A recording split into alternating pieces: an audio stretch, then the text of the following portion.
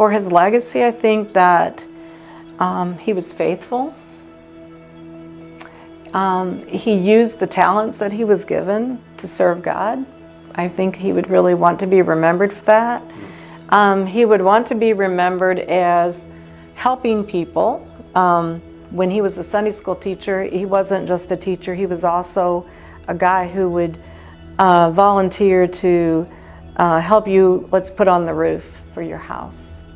He would like to be remembered for that. Neil's a first-generation college student. In fact, none of his aunts or uncles or parents went to college. And so we know each other, who we are in grade school, but then in high school we are in the same organizations. Band, future teachers. He sits across from me in psychology class, my junior year. His senior year, he's a year ahead of me. I did not know that. Here we are. And we start dating. Here we are.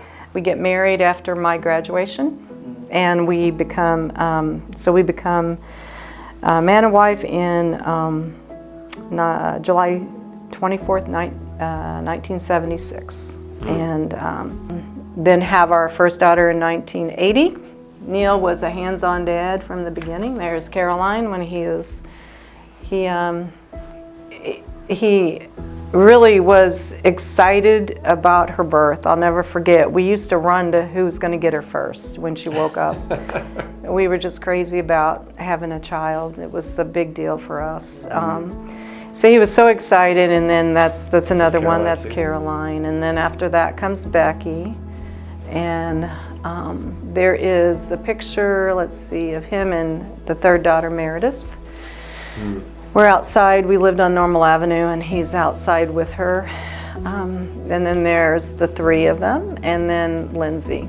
There we go. So we had 4 daughters in 8 years. Wow. Yeah, and life was busy. I was a stay-at-home mom, and Neil did his thing with teaching and all the many different activities that he did. So we're on Normal Avenue. And if you just go straight down to Normal Avenue, Campus House. So this is really cool. So Neil and I went to Campus House at the University of Missouri. So we're familiar. Neil's raised Christian church, and he knows there's a ministry here. Had to be that first week of teaching, he stops in the Campus House and says, "Hey, I want to help. I'm a new professor," and Jim Simpkins was the minister, and he's like, "I want to help." And that's typical Neil. You know, it's just like, here I am, I want to be available. The first years were really good years. I mean, he was involved in a lot of things. He really was very involved in campus ministry. He would teach down there all the time. We went on retreats with the group. He actually, some of you know this, he filled in for a year till Pete was hired. And that was funny because he went down every week and taught, and it was a small group at that point, and they would come up to our house and we played parlor games with our kids. It was hilarious. But he did that. This was typical Neil. If I'm here, you know, I'll do it. I'm going to take care of this. We want this to keep going on.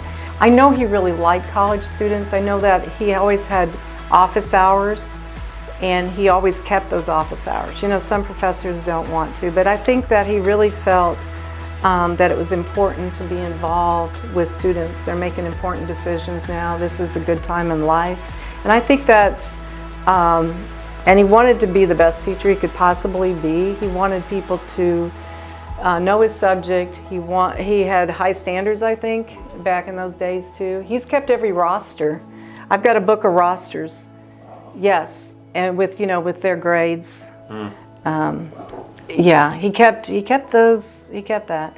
I think that he cared about students. There were times when he would tell me about there were situations in which students were in trouble or something, and he took time to work through that. Obviously, econ is his home base, right? Yeah. So I mean, we're sitting next to the textbook he wrote, used by the university.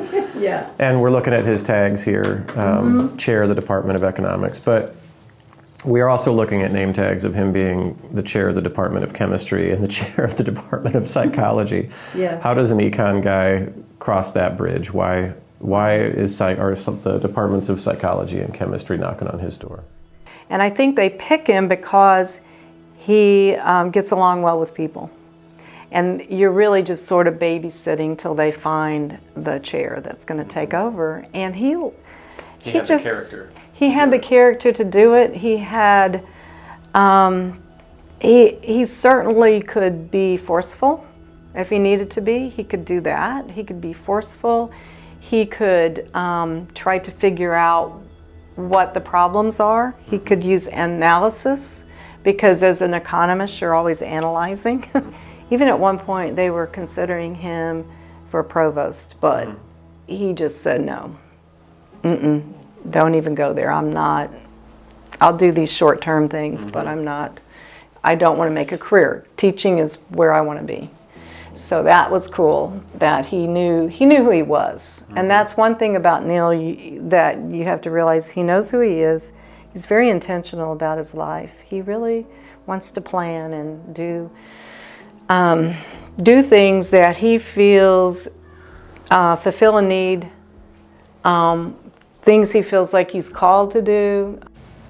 I don't know if I remember what year it was, but there was a time. I mean, I remember Neil coming into my office and saying, hey, I've been talking to doctors. They tell me I'm just getting old, but they're wrong. He knew at that point. He told me that I've been teaching forever without notes, and now suddenly I'm having to lean on notes, and I can just tell that I'm not as sharp. Everybody. I mean, Neil was on the board when I was hired, when I came to work with Pete. And all of us knew that Neil was the sharpest guy in the room. There was no question. He was brilliant. Yeah. And so he seemed to be very self-aware. But I don't know how long that was going on before he had talked to me about it. Like you say, he knew something was wrong, and we're trying to find answers. We had good 5 years where, what's wrong? Am I just tired? We went to all kinds of people. He knew his visual perceptions were not what they should be. And so we're going to all kinds of specialists, trying to figure out, why do I feel the way I do? I don't have as much energy. My brain just doesn't seem as sharp. What's going on? But so it took us a long time to find out. And he's aware. And then when he gets the diagnosis, that's the only time I ever saw him cry. Is when we left that office, there were tears. And that's not Neil. He even walked our old neighborhood, he said, and realized that life now was going to be different for him, and that he would not get to see what he wanted to see with us. And he felt bad, and he told me, he says, I feel bad for you because you're the one that's going to go through the worst. And, I'll be okay, but you're going to have to deal with me in this situation. He is aware. He can even tell people, I've got this crazy disease. Posterior cortical atrophy is the name of it.